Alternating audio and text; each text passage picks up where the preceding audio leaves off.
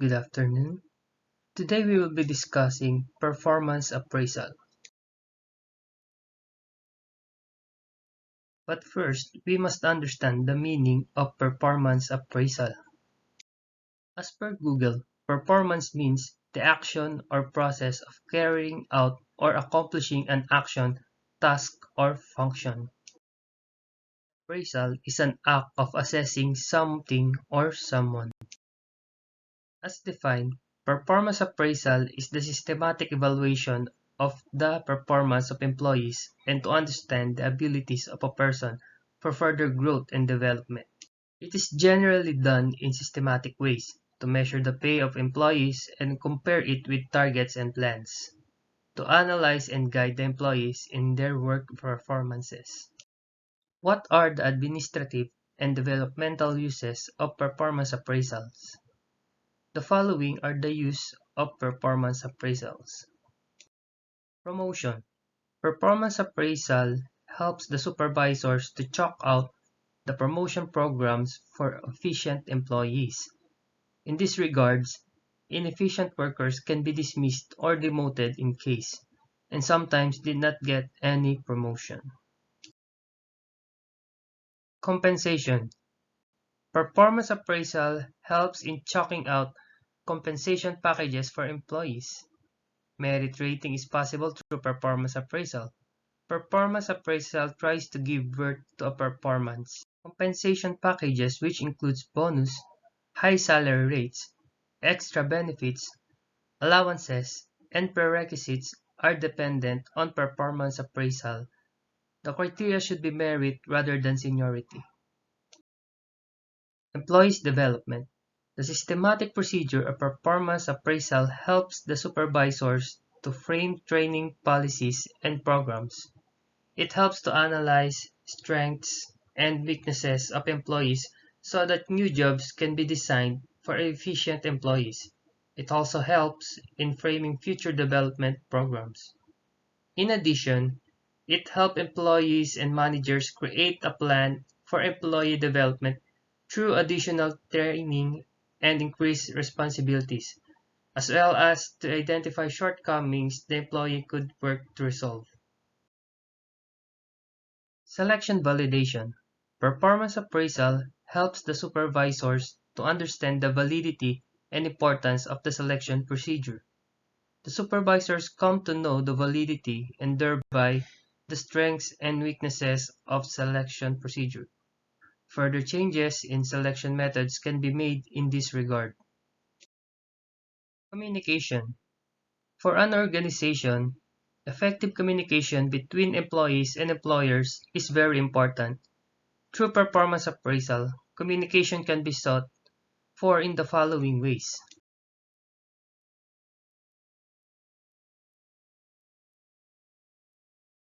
All the above factors ensure effective communication, which will also introduce a harmonious relationship between coworkers and employers.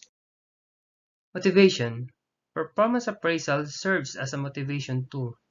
Through evaluating performance of employees, a person's efficiency can be determined if the targets are achieved.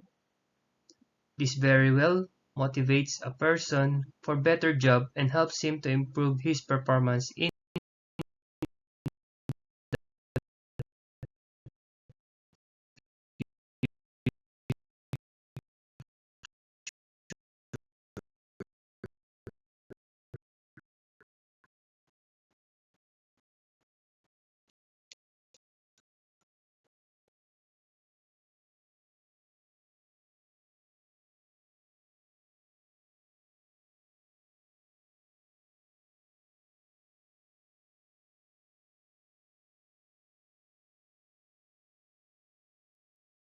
types of performance appraisal are the following. 360-degree appraisal. This method involves giving out a questionnaire with questions regarding the performance of a colleague, and they need to fill it up.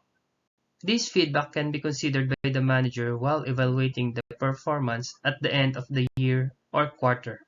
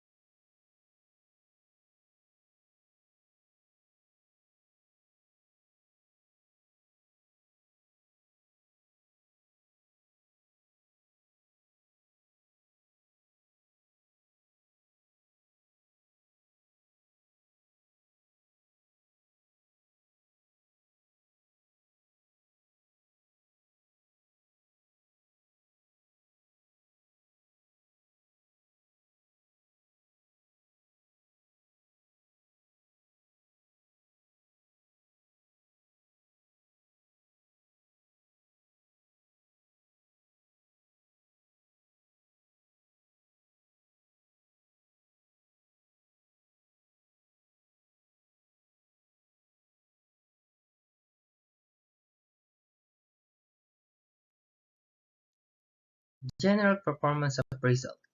This method involves continuous interaction between the employee and his manager, continuous setting of goals and achieving them.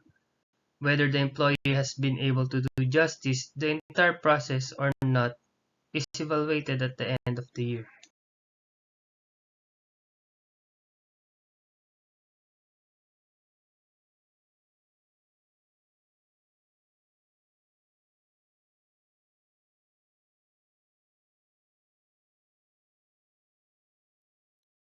Technological or administrative performance appraisal.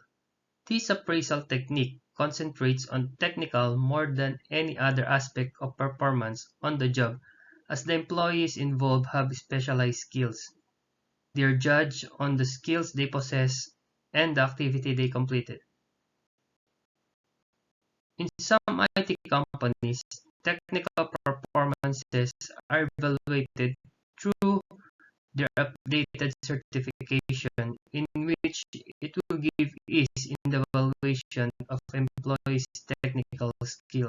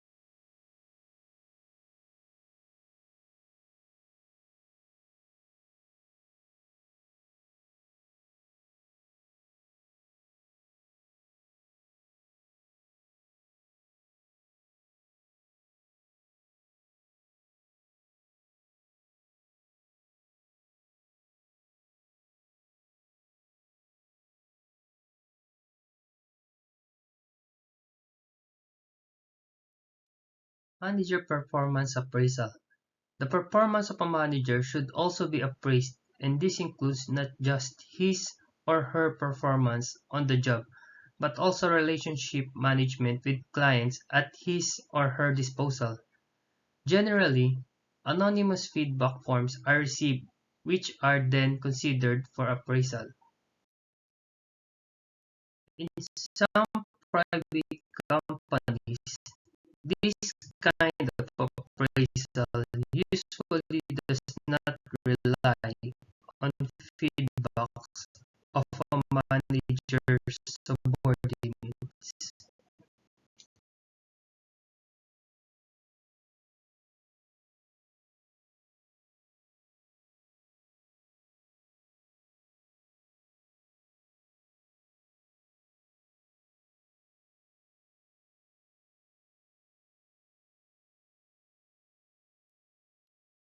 Employee self-assessment. This method is very unpopular among employees as nobody can deal with rating himself or her. The self-assessment sheet is compared with the one filled up by the manager and the differences are discussed. With this kind of appraisal, trust and confidence can be built up between manager and employees, depending on the outcome of the discussion. Project evaluation review. This method involves performance appraisal of the team members involved at the end of every project, and not at the end of every year. This helps the team and its members develop with each passing project. In some engineering and design companies, there are performance appraisal in every milestones within the project.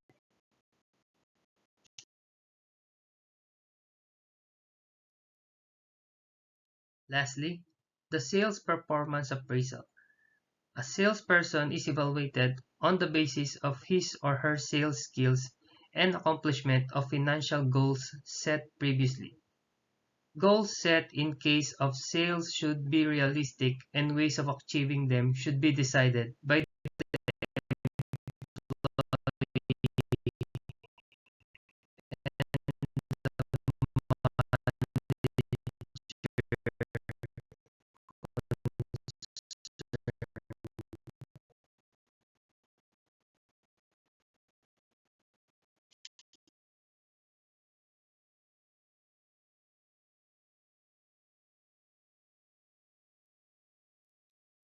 Management by objective. Management by objectives is a strategic management model that aims to improve the performance of an organization by clearly defining objectives that are agreed to by both management and employees. According to the theory, having a say in the goal setting and action plans encourages participation and commitment among employees, as well as aligning objectives across the organization. The term management by objective was first outlined by management guru Peter Drucker in his 1954 book, The Practice of Management, in which he says that management by objective ensures better employee participation and commitment while aligning objectives.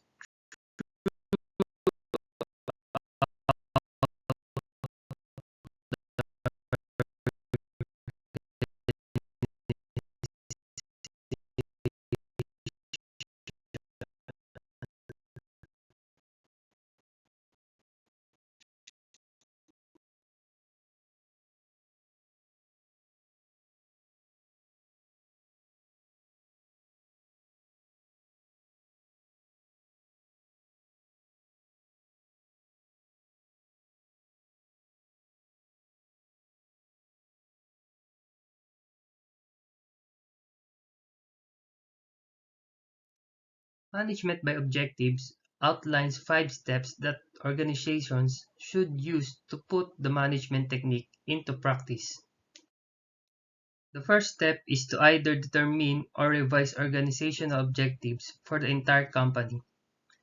This broad overview should be derived from the firm's mission and vision. The second step is to translate the organizational objectives to employees. Drucker used the acronym SMART: specific, measurable, acceptable, realistic, time-bound, to express the concept. Step 3 is stimulating the participation of employees in setting individual objectives. After the organization's objectives are shared with employees, from the top to the bottom, employees should be encouraged to help set their own objectives to achieve these larger organizational objectives. This gives employees greater motivation since they have greater empowerment. Step 4 involves monitoring the progress of employees. In step 2, a key component of the objective was that they are measurable in order for employees and managers to determine how well they are met.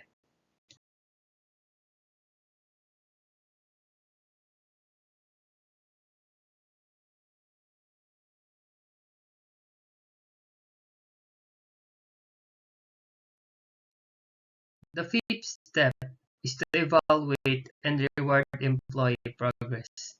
This step includes honest feedback on what was achieved and not achieved for each employee.